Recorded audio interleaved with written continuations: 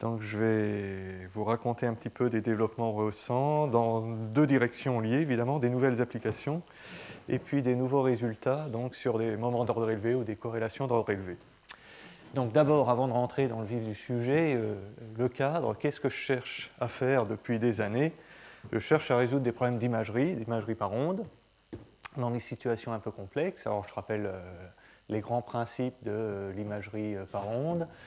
On cherche à imager un milieu, donc ça peut être la croûte terrestre, le corps humain ou un mur en béton en contrôle non destructif. Et vous allez sonder ce milieu avec des ondes. Donc vous imaginez que vous disposez d'une source ou d'un réseau de sources qui sont capables d'émettre des ondes. Ces ondes vont pénétrer et se propager dans le milieu que vous cherchez à sonder.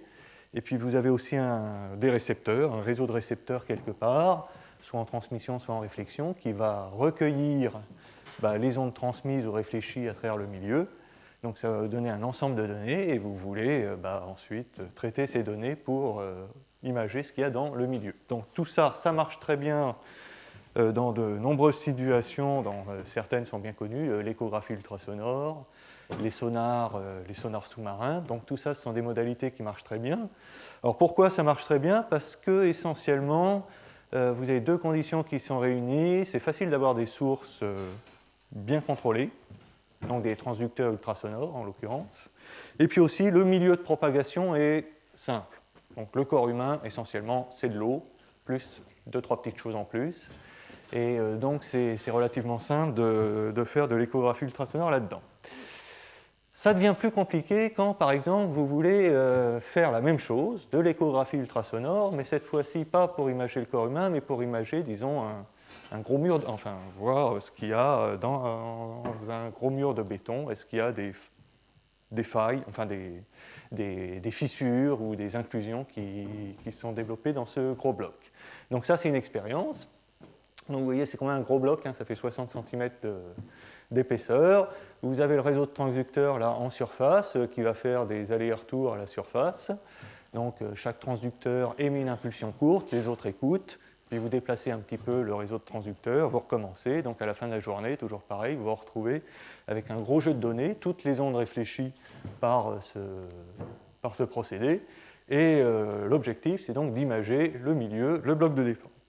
Mais le bloc de béton, contrairement au corps humain, ce n'est pas du tout un milieu essentiellement homogène, c'est fait de petits grains, et il y a des gros contrastes acoustiques ou élastiques entre les petits grains qui font que c'est un milieu très hétérogène et très diffusant du point de vue des ondes.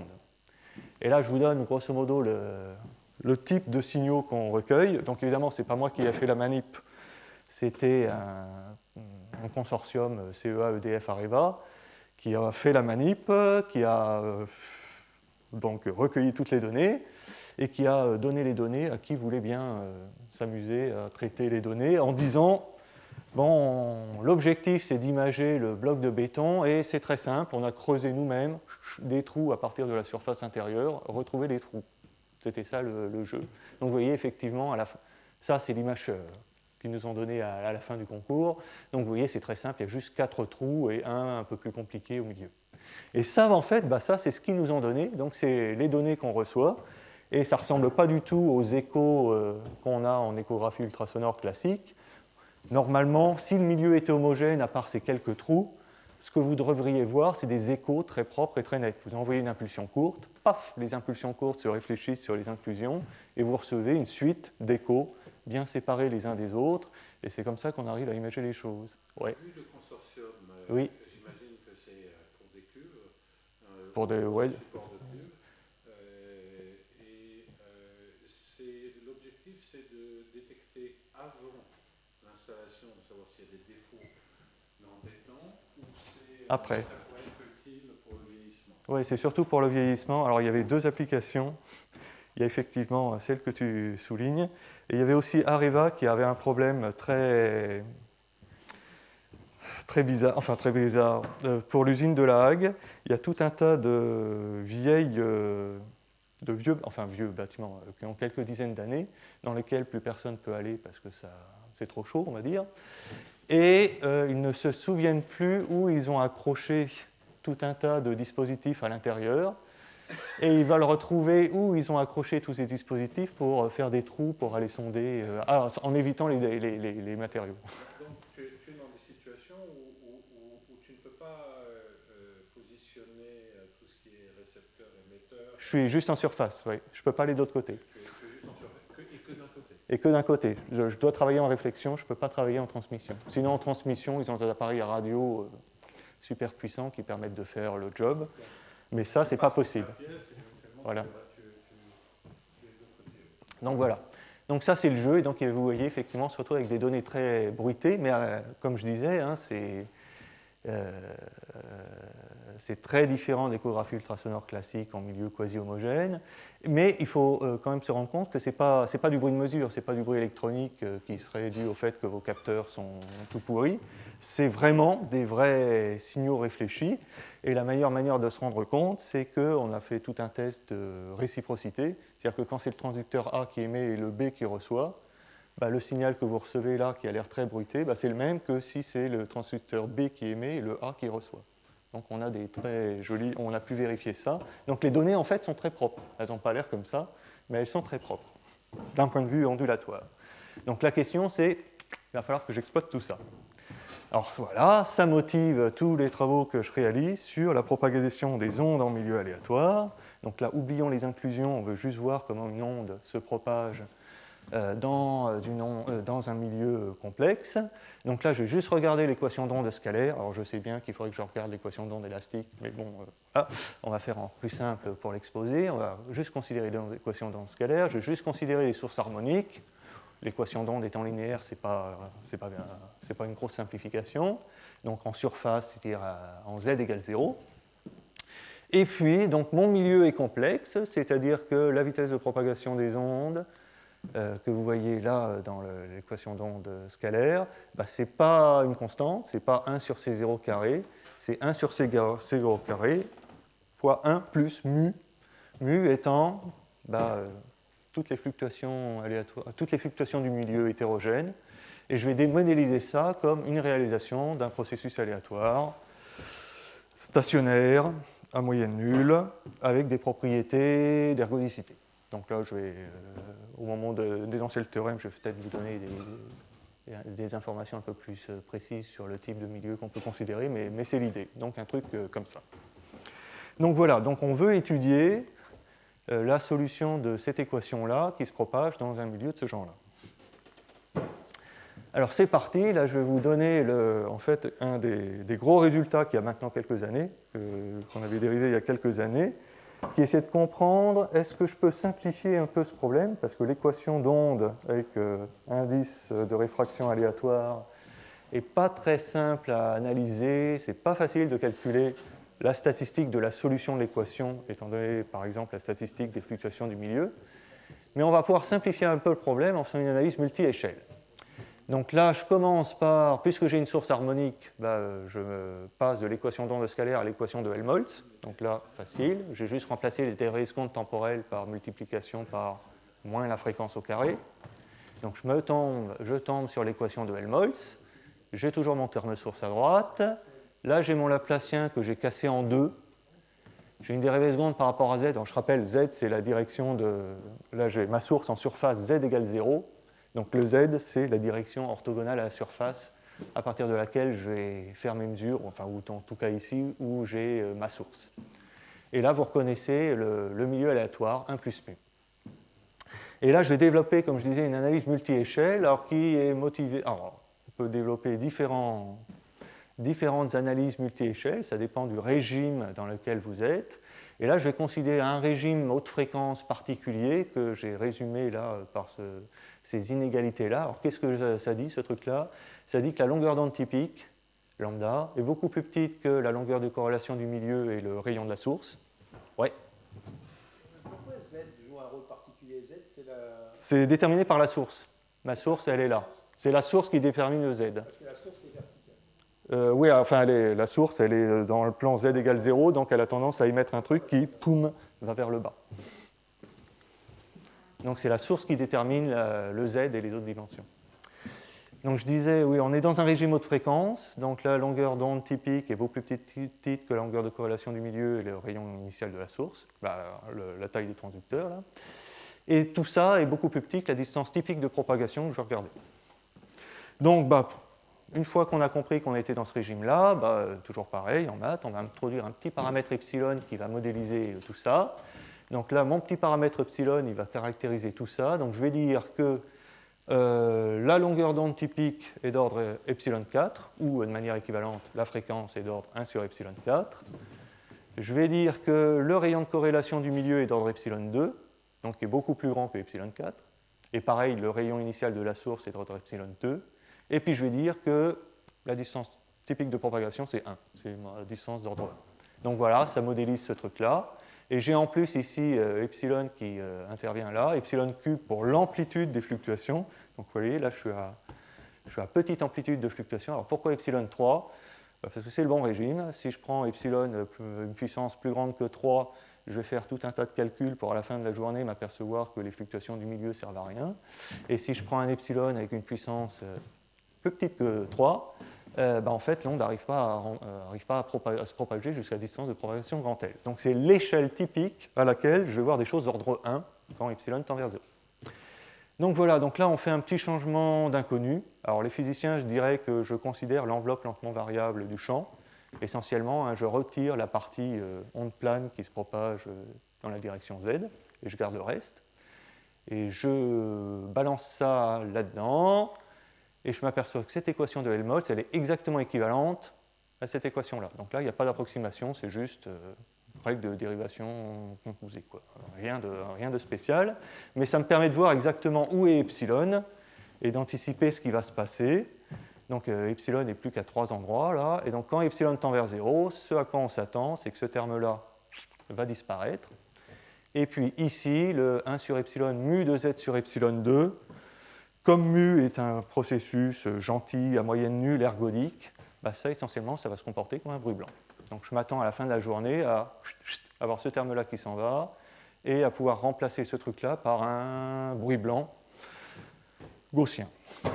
Et effectivement ça marche, mais ce n'est pas évident à montrer, parce que là il faut bien imaginer qu'on change de type d'équation. On part d'une équation posée avec des conditions au bord, enfin des conditions à l'infini, des conditions de radiation. Et je change de type d'équation, après je me retrouve avec une équation type Schrödinger avec condition initiale. Donc je change de type d'équation, mais on arrive à montrer les choses, à prouver à la fois donc, ce que les physiciens appellent l'approximation paraxiale, le fait que je puisse négliger la dérivée seconde ici, et l'approximation bruit blanc, le fait que je puisse remplacer ça par un bruit blanc. Alors évidemment, en maths, on n'aime pas trop les bruits blancs, on aime mieux les mouvements browniens, donc on écrit ça sous la forme d'une équation aux dérivée partielle stochastique, mais c'est exactement cette équation-là dans laquelle je replace ce monsieur-là par un bruit blanc. Voilà. Donc ça, on sait faire, et ça marche. Alors, il faut quelques hypothèses quand même.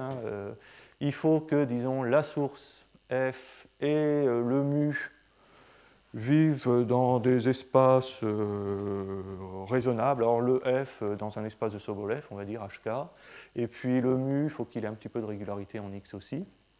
Mais bon, ça, ce n'est pas les conditions importantes. Les conditions importantes, c'est des conditions de mélange, en particulier en Z. Il me faut un processus qui soit mélangeant en Z, c'est-à-dire que quand je regarde la valeur des fluctuations du milieu en 2 points suffisamment éloignés, ça doit se comporter essentiellement comme des choses indépendantes. Et effectivement, c'est important, parce que donc, dans les conditions où on a du mélange, on tombe sur ce genre d'équation-là. Et récemment, donc là, j'ai un étudiant, enfin un ancien étudiant maintenant, qui a fait le cas, et qu'est-ce qui se passe quand il y a des corrélations lentes? On n'est pas en régime mélangeant fort, mais le processus mu est toujours stationnaire et ergodique, mais avec des corrélations à longue portée. Vous refaites tout, et à la fin de la journée, vous tombez encore sur le fait que l'approximation paraxiale est juste, mais ici, au lieu de tomber sur un brownien, vous tombez sur un brownien fractionnaire. Donc vous avez un champ brownien fractionnaire. Et donc ça, tout est piloté par à quelle vitesse décroissent les corrélations du milieu. Alors je dis ça parce que dans mes histoires de, je sais pas, béton et compagnie, c'est bon, on est mélangeant. Si vous pensez propagation de laser dans l'atmosphère, on a des propriétés de corrélation à longue portée. Donc c'est pas idiot de regarder ce genre de problème-là pour d'autres applications. Donc voilà, à la fin de la journée, donc on a transformé notre équation de Helmholtz aléatoire en une équation de Schrödinger avec potentiel type bruit blanc. Et ça, évidemment, cette équation rouge est beaucoup plus sympathique à étudier, parce que maintenant j'ai toute l'artillerie du calcul stochastique à ma disposition, ce qui va me permettre de faire tous les calculs que je veux. Oui. Donc un cas qui est vraiment pas très bon du point de vue des corrélations, c'est le cas périodique. Ah oui, là, le cas périodique tombe, et en fait, on ne va pas du tout tomber sur des équations type Schrödinger, parce que là, il y a des fréquences qui passent à travers sans rien voir, et d'autres qui sont très vite réfléchies. Donc là, je ne traite pas le cas périodique. Alors, comme je disais, donc, si vous partez de ce modèle-là, vous êtes capable de faire tous les calculs que vous voulez. Alors, premier calcul que vous pouvez faire, en appliquant bêtement la formule d'Ito, c'est calculer le champ moyen, l'espérance de la solution. Donc, ce que les physiciens appellent le champ cohérent. Donc, quand vous prenez l'espérance de phi, vous appliquez la formule d'Ito et vous tombez sur le fait que l'espérance de phi vérifie une équation type Schrödinger. Mais quand vous appliquez la formule d'Ito à ce terme-là, c'est le petit calcul classique, vous tombez sur le fait qu'il y a un terme du genre amortissement qui sort. Donc, qu'est-ce que ça vous dit? Ça vous dit que le champ moyen, le champ cohérent, c'est le champ qu'on devrait avoir si le milieu était homogène, mais fois une exponentielle décroissante. Donc, le champ cohérent, ce que vous voudriez voir si le milieu était parfaitement homogène, et bien cette partie-là décroît exponentiellement avec la distance de propagation. Ça vous permet d'identifier le libre parcours moyen, qui est 1 sur le coefficient qui apparaît ici.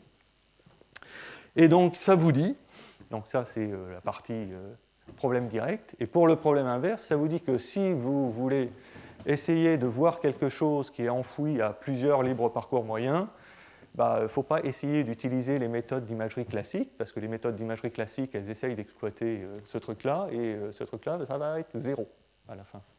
Donc, l'information n'est pas dans le champ moyen. Le champ moyen, essentiellement, est nul, à cause de ces termes d'amortissement exponentiel. Est-ce que c'est foutu? Est-ce que ça veut dire qu'on ne peut pas faire d'imagerie en milieu aléatoire sur des profondeurs plus grandes que le libre parcours moyen? La réponse est non, parce que je n'ai pas d'atténuation dans mon business, j'ai de la diffusion, j'ai du scattering, mais je n'ai pas d'atténuation, donc l'énergie doit bien aller quelque part, et elle va dans des composantes à moyenne nulle, dans des fluctuations. Alors, pour caractériser les fluctuations, je peux regarder les corrélations d'ordre 2, la fonction d'autocorrélation du champ, ou, de manière un peu plus pratique, la transformée de Fourier locale de la fonction de corrélation du champ, qu'on appelle la transformée de Wigner. C'est, disons, la bonne manière de voir les corrélations.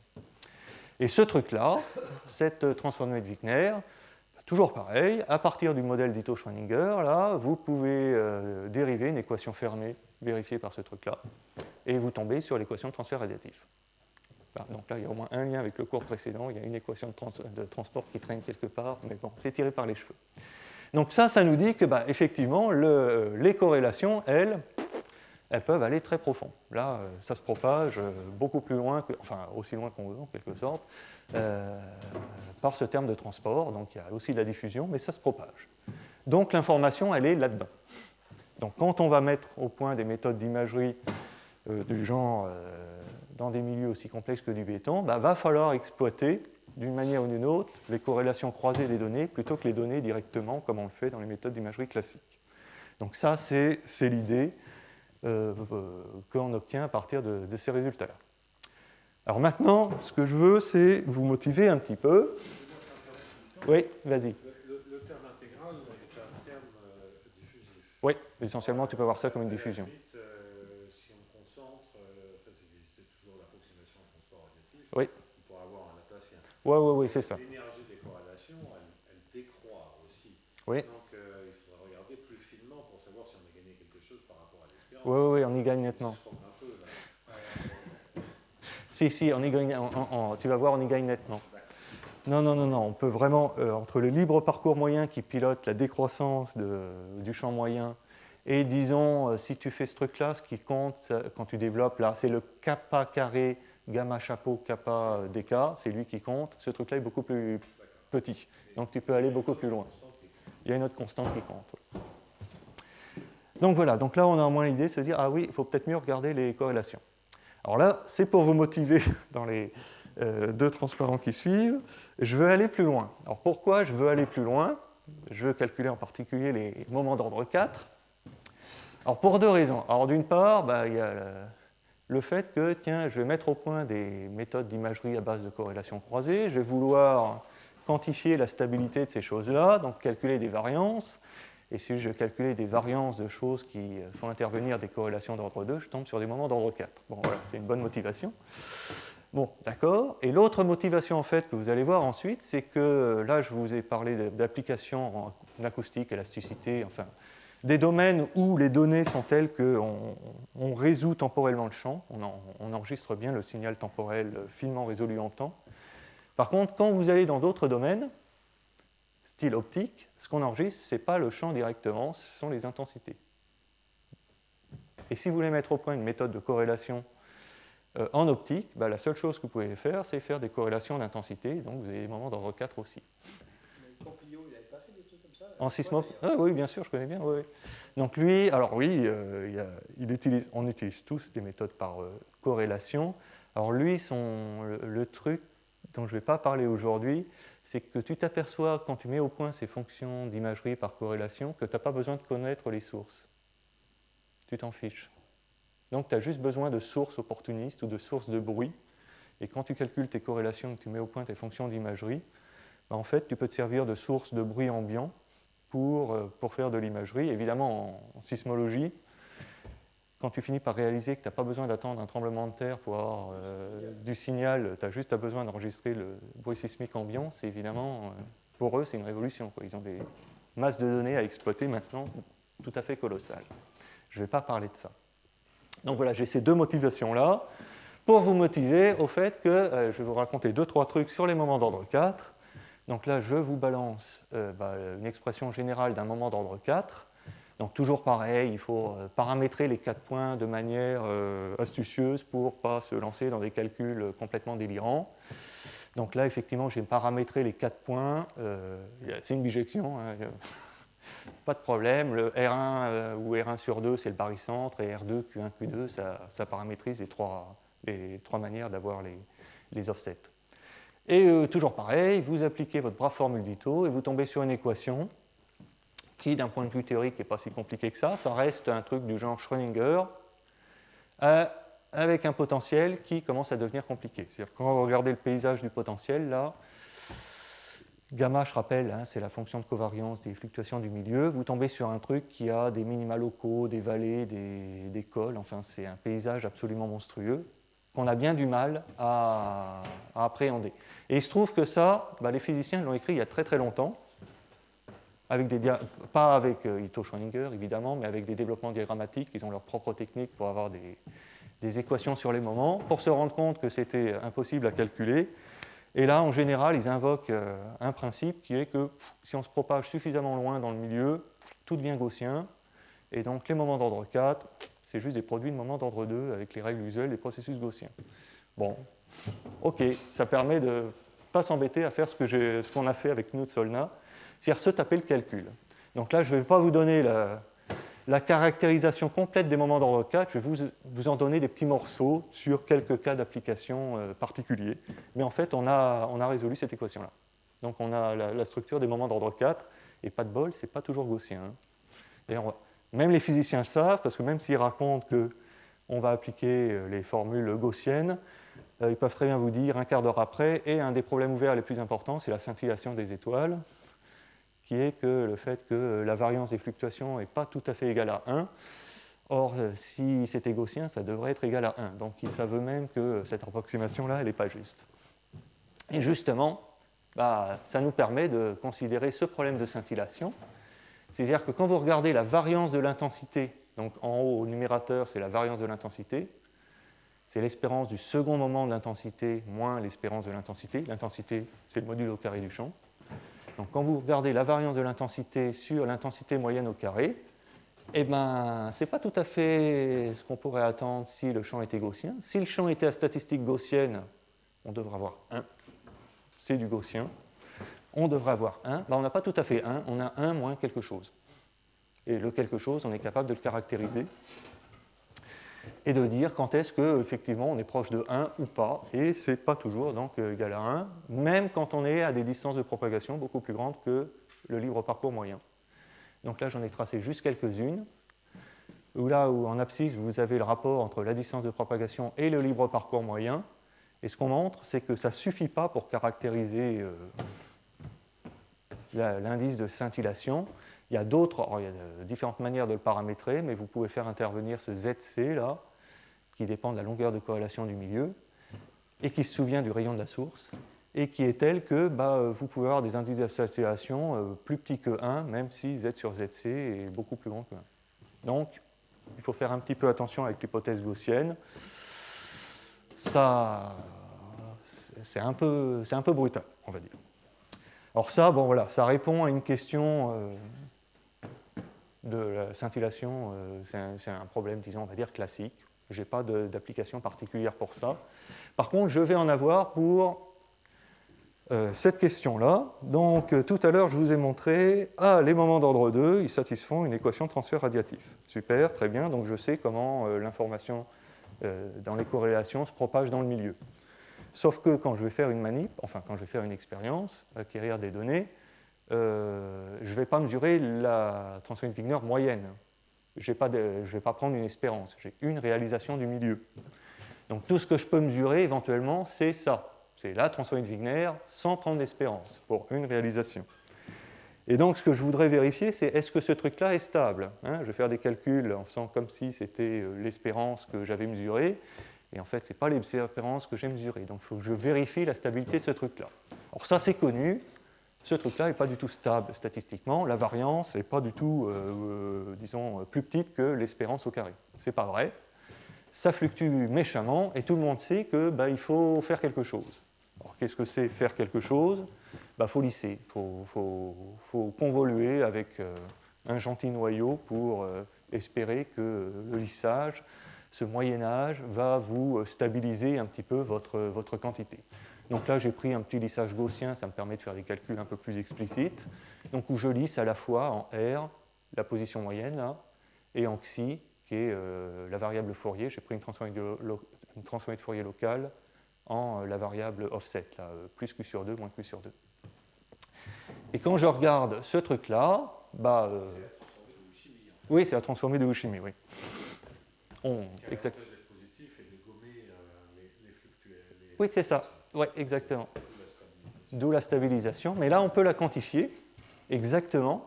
C'est-à-dire, vous pouvez calculer le coefficient de variation. Donc, alors là, j'ai pris le rapport de la variance sur la moyenne.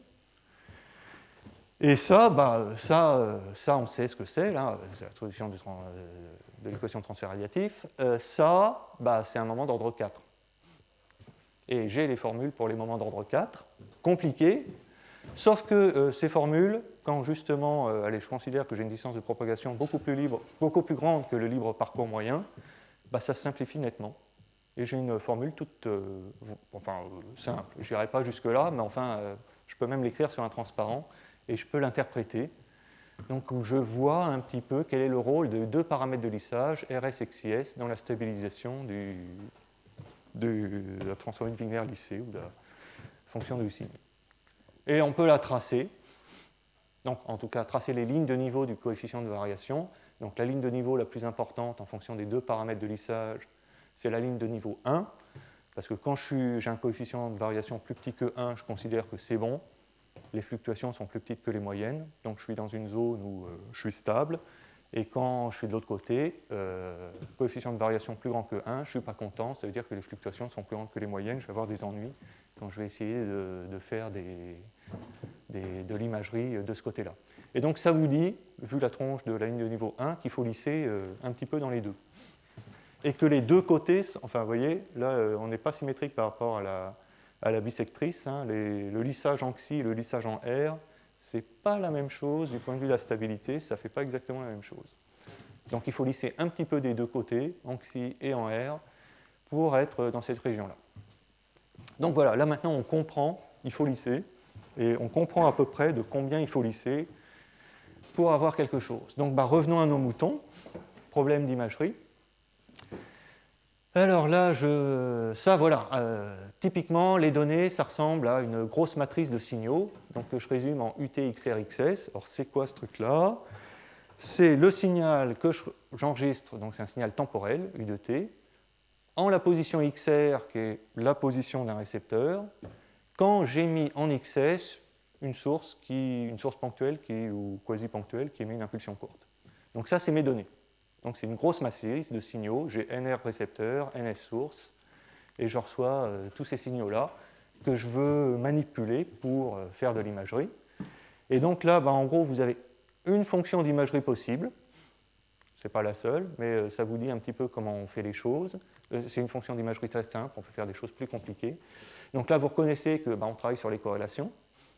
Hein, il y a un produit, U chapeau, c'est en Fourier, c'est les corrélations. Mais attention, là, je sais que je dois lisser un petit peu.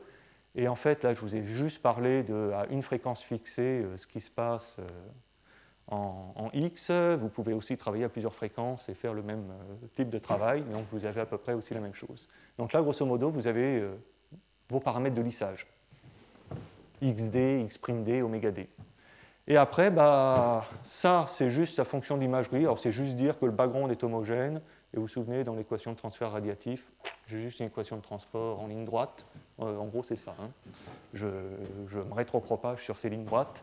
Et ça me donne donc l'idée de faire ces choses-là. Et donc ça ressemble, voilà. En grosso modo, ça a une fonction d'imagerie utilisant des corrélations croisées, mais correctement lissées. Et il va falloir choisir de manière optimale les trois paramètres qui sont là. Alors, en théorie, les trois paramètres, je les connais. C'est-à-dire que si je connaissais toute la statistique du milieu, patati patata, je pourrais calculer les coefficients optimaux. Alors évidemment, en pratique, je ne les connais pas. Donc, en fait, en pratique, on fait un petit peu d'optimisation pour déterminer de manière adaptative ce truc-là, ces trois paramètres-là. Alors, l'optimisation, c'est juste, finalement, on est tombé sur un truc très simple qui marche très bien. C'est de regarder, alors essentiellement, la norme L1 de l'image plus, disons, la norme L1 du gradient de l'image, et on essaye de minimiser ça. Donc ça veut dire qu'on essaye de trouver les paramètres XD, X'D, oméga D qui minimisent ce truc-là, ce qui veut dire qu'on essaye de tuer tous les speckles, tous les petits fantômes qui peuvent apparaître quand l'image est bruitée, et en même temps on essaye de minimiser le support, on essaye d'imager des petites inclusions, enfin des choses petites, donc on essaye de trouver quelque chose de parcimonieux dans l'image. Donc c'est un moyen de déterminer à la main, alors on n'a pas de théorème, mais c'est un moyen de déterminer ces trois paramètres-là de manière adaptative très rapidement. En 2-3 itérations, en fait, par descente de gradient, il trouve les trois paramètres qu'il faut mettre. Et donc ça, revenons à nos moutons, cette expérience-là, donc l'imagerie dans le béton. Donc vous vous souvenez, on fait des mesures en surface, ça c'est le chemin du réseau de transducteurs en surface. Je ne vous remontre pas les données.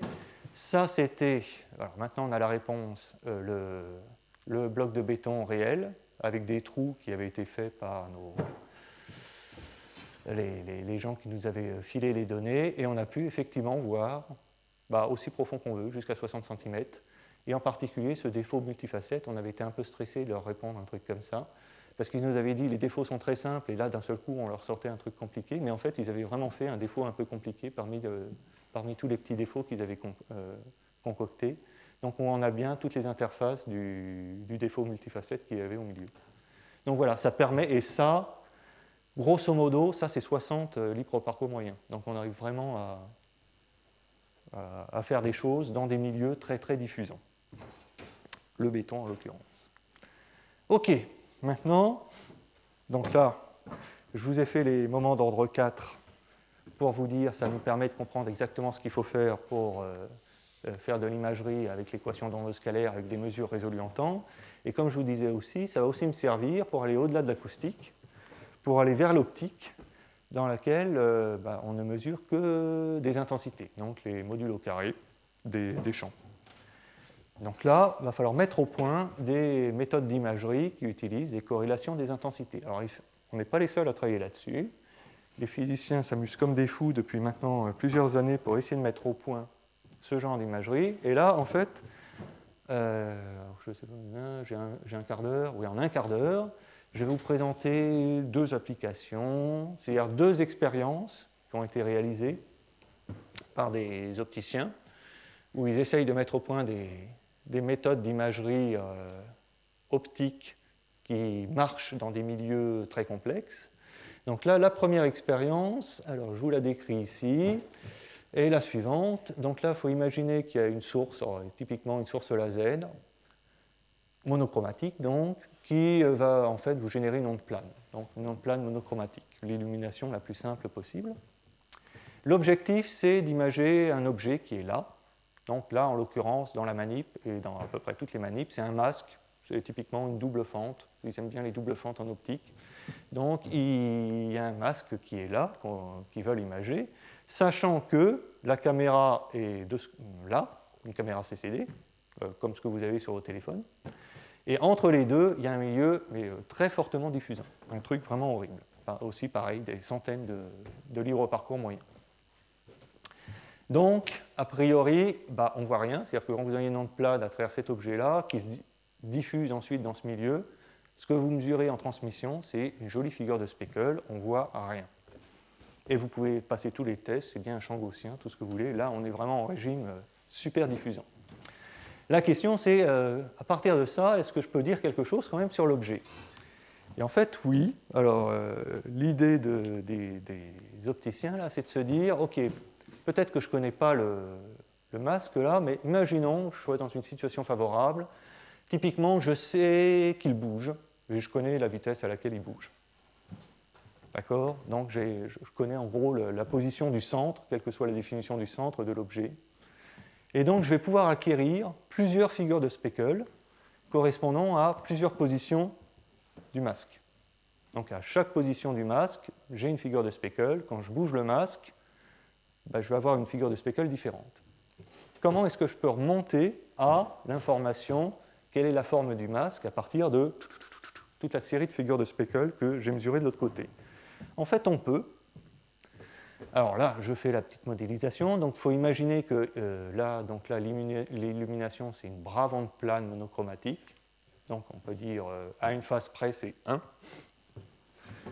Donc, juste après l'objet, si l'objet a une position centrale petit r, ce que je vois, c'est u de x moins r, où u, c'est une fonction indicatrice de l'objet. Donc ça, vous pouvez imaginer que ce truc-là, c'est la condition initiale pour mon équation d'onde paraxiale dans un milieu hétérogène. Et là, ce que j'enregistre ici, c'est l'intensité. Donc, de l'autre côté, après propagation sur une distance de propagation, disons, beaucoup plus grande que le libre parcours moyen, j'enregistre le module au carré du champ, donc qui est modélisation, hypothèse de modélisation, la solution de l'équation d'Ito-Schrödinger partant de ce truc-là. Donc j'enregistre l'intensité pour différents R, donc pour position par exemple R et R', deux positions différentes du centre du masque, et puis j'ai calculé la corrélation entre les deux figures de speckle que j'ai enregistrées. Donc vous avez une figure, et vous multipliez l'intensité de la première figure par l'intensité de la deuxième figure, vous moyennez, et vous enlevez les intensités moyennes, pour avoir vraiment une corrélation. Donc là, il n'y a plus qu'un nombre. Enfin, pour une paire R et R', paf, vous avez un nombre. Et par contre, vous en avez pas mal des nombres, parce que vous avez plein de positions R et R'. Donc la question, c'est à partir de ça, est-ce que je peux retrouver le masque? La réponse est oui. Alors c'est là où voilà, là je peux encore vous montrer la formule. C'est un moment d'ordre 4 en fait ce truc-là. Là, si vous regardez bien, c'est un moment d'ordre 4 du champ. J'ai les formules pour les moments d'ordre 4. Et en fait, celle-là, elle n'est pas très compliquée. Je peux la montrer parce que j'ai des intégrales. Donc ça simplifie un petit peu les expressions totales. Donc finalement, j'ai une expression totale du champ, enfin de la corrélation, pardon, entre les deux figures de speckle enregistrées lorsque le masque est en position R et lorsqu'il est en position R'. Et vous voyez, quand vous regardez ça, vous voyez bien que ça dépend de U. Mais alors, quand vous regardez ça et que vous vous dites « je veux remonter à U à partir de ça », ça n'a pas l'air très simple. Sauf que, en fait, c'est là le petit miracle qui se passe. Si vraiment vous supposez que votre distance de propagation est beaucoup plus grande que la longueur de corrélation, que le libre parcours moyen, donc là, ça intervient par exemple ici, Et une autre condition, alors que je ne vais pas décrire d'un point de vue physique, même s'il y a une interprétation d'un point de vue physique, mais qui veut aussi dire qu'on est en régime fortement diffusant. Le rapport entre la distance de propagation et le libre parcours moyen doit vraiment être très grand, beaucoup plus grand que 1. Dans ce cas-là, la grosse expression précédente, elle simplifie monstrueusement. Et vous avez une relation super simple entre la fonction de corrélation des figures d'intensité de Speckle et puis le U. En fait, si vous avez ça pour plein de paires R et R', ce que vous êtes capable de retrouver, c'est le modulo carré de la transformée de Fourier de U. Et là, c'est tout bon. Là, après, c'est un problème classique. Si vous avez le module de la transformée de Fourier d'une fonction et que vous savez que votre fonction, en fait, c'est une fonction indicatrice, donc vous connaissez la phase de la fonction, la phase est nulle, vous connaissez la phase d'une fonction, vous connaissez le module de sa transformée de Fourier, vous pouvez retrouver la fonction. Donc voilà, vous avez un moyen ici de retrouver le champ incident ou la fonction masque dans cette situation-là, alors que vous avez quelque chose ici, apparemment un problème impossible, parce que ce qu'on enregistre, c'est juste des figures de Speckle. Et alors mes petits collègues de l'Institut Langevin ont fait la manip, ça marche du tonnerre de Dieu. Ils ont même fait ça avec vraiment une caméra CCD d'un téléphone portable. Donc il n'y a vraiment pas besoin de beaucoup de matériel pour mettre au point la manip, une fois qu'on a compris comment ça marchait. Donc voilà, ça c'est une première expérience. Corrélation d'intensité vous permet de faire de l'imagerie dans des milieux très complexes.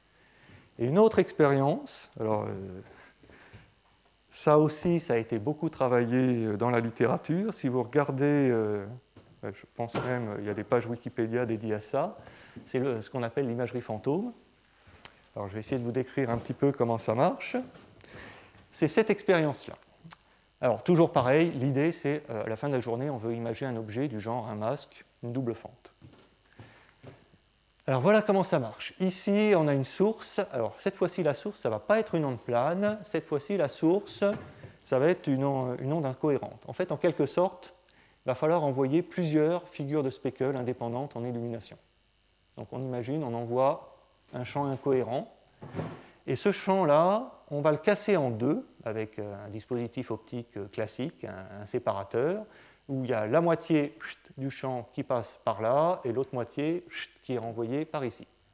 Donc ça, c'est classique, les opticiens savent faire ça. Dans ce chemin-là, dans ce bras-là, il y a l'objet. Alors le champ peut se propager dans un milieu complexe ou homogène, pour l'instant, j'en parle pas. Vous avez l'objet. Et de l'autre côté, assez loin, vous avez juste, disons, un gros détecteur, une caméra à 1 pixel qui enregistre toute l'intensité transmise. Donc vous avez une caméra à 1 pixel de ce côté-là. Et dans l'autre bras, il n'y a pas l'objet. Donc ça se propage dans un milieu quelconque. Et là, vous mettez votre dispositif cher, votre caméra CCD haute résolution.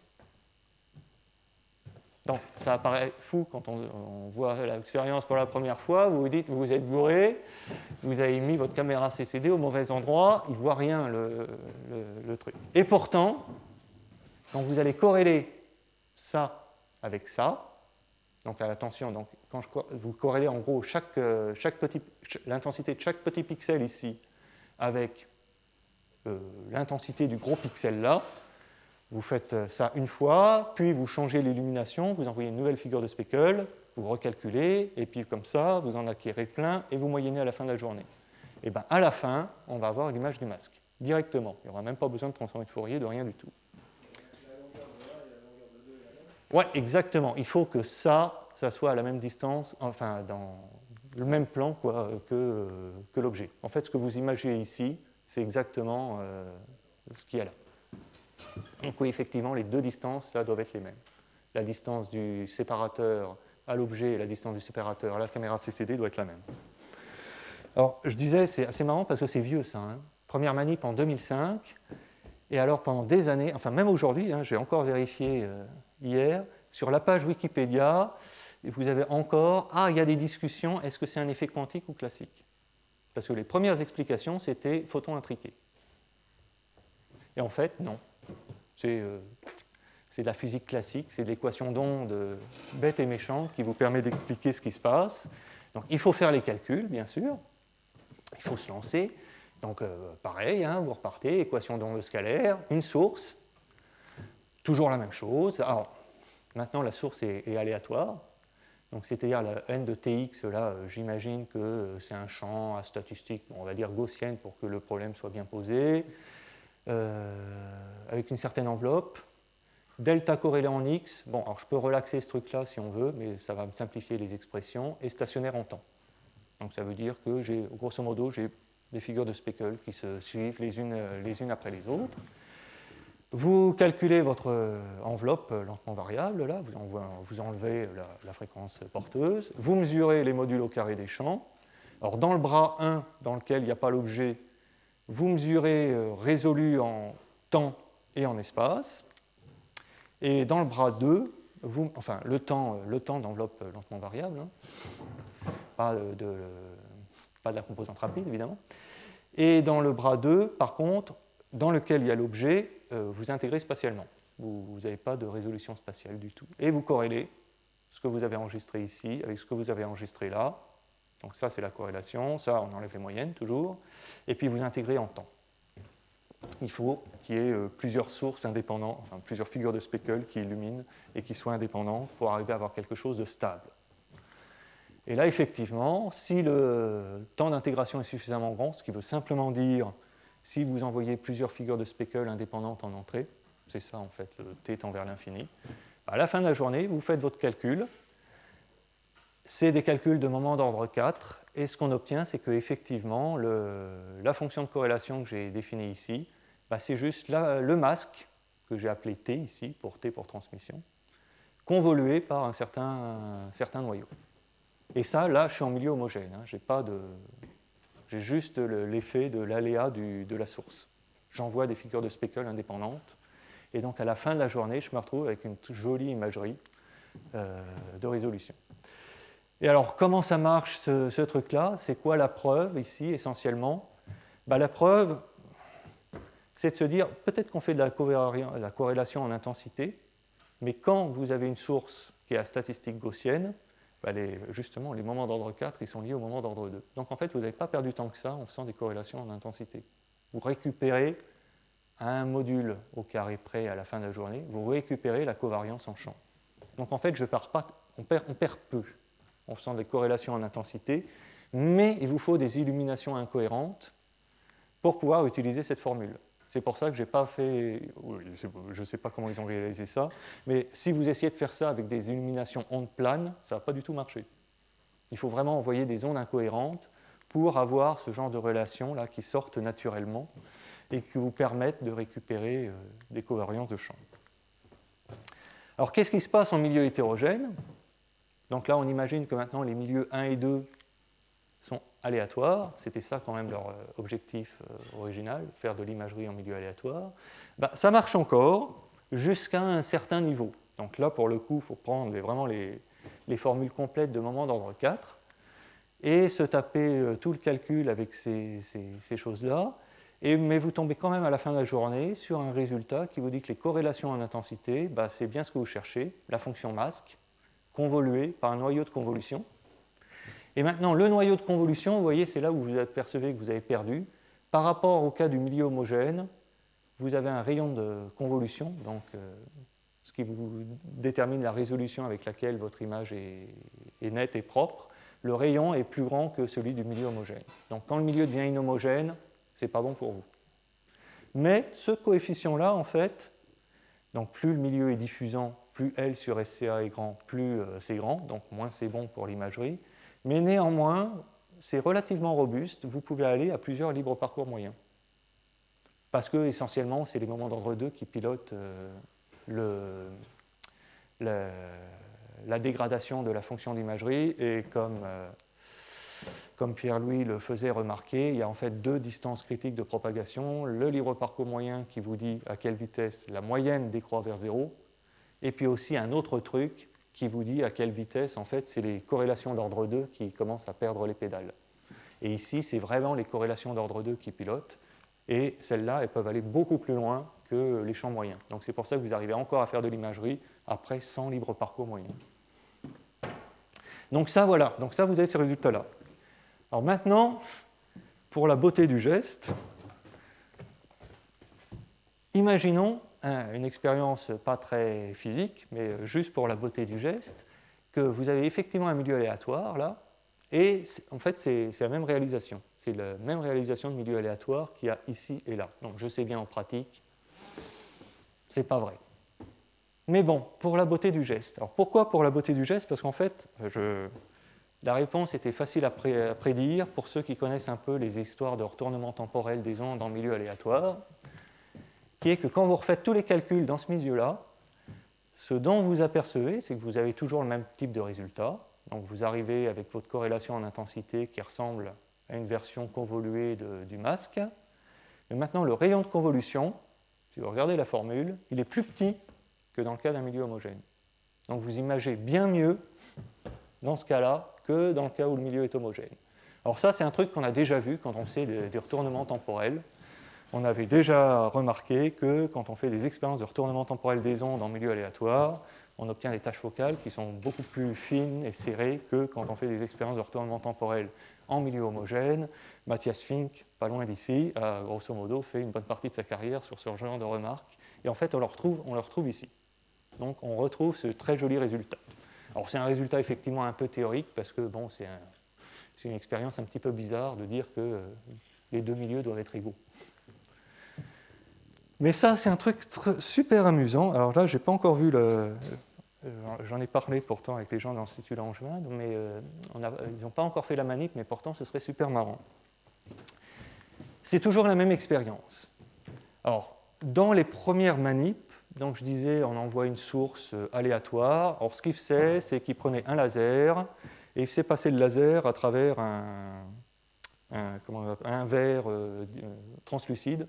Comment on appelle ça? Oui, ça doit être diffuseur, enfin un verre un peu pas transparent qui tournait, et donc c'est ça qui générait le faisceau incohérent dépendant du temps. Donc ça, c'était la manip première. Mais il y a d'autres méthodes.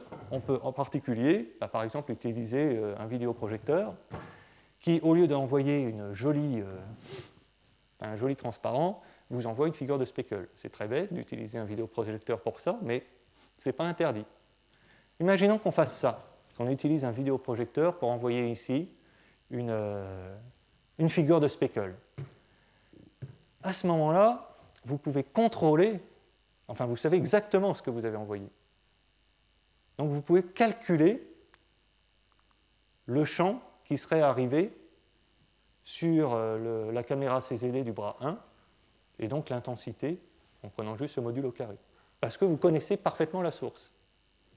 Et donc, si vous illuminez juste maintenant le bras 2, en sachant avec quoi vous illuminez, ce qui vous permet de calculer le champ du bras 1, vous corrélez ce qui arrive ici, donc sur une caméra à 1 pixel, avec ce que vous avez calculé là, qui serait l'intensité qui devrait être dans le bras 1 ici. Si vous faites le même calcul, normalement, vous devez avoir une image de l'objet. Donc, je n'ai pas vu la manip, mais ça, c'est un principe d'une caméra à 1 pixel. Avec juste une caméra à 1 pixel, je peux vous faire une imagerie haute résolution d'un objet dans un milieu complexe. Alors évidemment, j'ai besoin d'une illumination contrôlée très finement. J'ai besoin de savoir exactement ce que j'envoie dans le milieu comme illumination pour pouvoir résoudre cette partie-là de point de vue numérique. Mais il n'y a rien qui vous l'interdit. Et là, la résolution numérique, elle n'est vraiment pas compliquée. On est en régime paraxial, en milieu homogène, c'est juste une transformée de Fourier. Hein.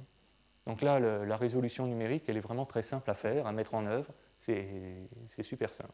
Donc ça, je ne l'ai pas encore vu faire, mais celle-là, j'aimerais bien la voir. Alors là, c'est juste pour vous résumer pourquoi j'aime bien cette expérience.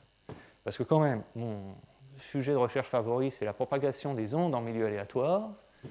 Et là, dans cette expérience, en fait, le milieu aléatoire peut jouer différents rôles. Il peut être bon pour vous, mauvais pour vous ou complètement insignifiant selon où il est. Là, si vous avez un milieu aléatoire dans la région 0, c'est très bon pour vous. C'est ce que j'ai montré tout à l'heure en disant si vous avez les mêmes réalisations de milieu aléatoire, votre méthode d'imagerie elle a une résolution d'autant meilleure. Donc là, le milieu 0, s'il est aléatoire, c'est très bon pour vous, c'est bien mieux que si le milieu était homogène. Dans la région 1-2, là, c'est pas bon pour vous. Là, vous commencez à redécroître, à reperdre de la résolution dans votre méthode d'imagerie. Donc là, 1-2, c'est pas bon. Et dans le 3, on s'en fiche. Parce que tout ce qui nous intéresse, c'est l'intensité totale transmise. Et donc, s'il n'y a pas d'atténuation ni de rétrodiffusion, ce qui est le cas dans ce genre d'expérience, il peut y avoir autant d'aléas ici que vous voulez, ça ne changera strictement rien à votre résultat, à votre qualité d'image. Donc là, vous avez une très jolie, je trouve, expérience dans laquelle le caractère aléatoire du milieu peut jouer différents rôles selon l'endroit où il est. Donc rien qu'avec une manip, vous avez tout ça. Bon, voilà, tac, c'est bon. Donc la conclusion, donc là, j'ai commencé par vous raconter mes petites histoires classiques d'imagerie par corrélation croisée. Classique dans le sens où c'est corrélation d'ordre 2. Donc en étudiant bien les choses, on s'aperçoit qu'on peut faire effectivement de l'imagerie dans des milieux diffusants par des techniques de corrélation croisée, mais en choisissant bien les corrélations. Il y a toutes ces petites histoires de sélectionner les paires pour avoir le lissage critique qu'il faut pour avoir quelque chose de stable. Et puis là, donc, récemment, donc, on s'est lancé dans les calculs de moment d'ordre 4 donc, pour quantifier ce truc-là. Et puis maintenant, pour faire de l'intensité, des méthodes de corrélation d'intensité pour des applications en optique, essentiellement. C'est ça qu'on a en magasin. Alors évidemment, vous pourriez me dire, et maintenant, il faudrait quantifier la stabilité de ces trucs-là, ce qui voudrait dire se taper des calculs de moment d'ordre 8. Mais enfin bon, là, ce sera pour une autre fois. Et je m'arrête ici. Merci. Merci beaucoup.